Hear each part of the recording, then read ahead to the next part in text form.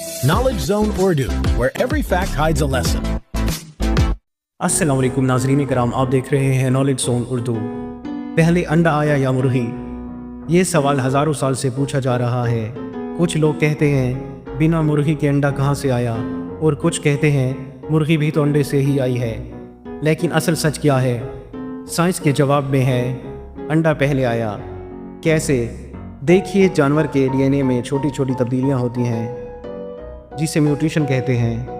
हज़ारों सालों पहले एक ऐसी बर्ड ने अंडा दिया जिसका डीएनए थोड़ा डिफरेंट था, और उसी अंडे से पहली मुर्गी पैदा हुई।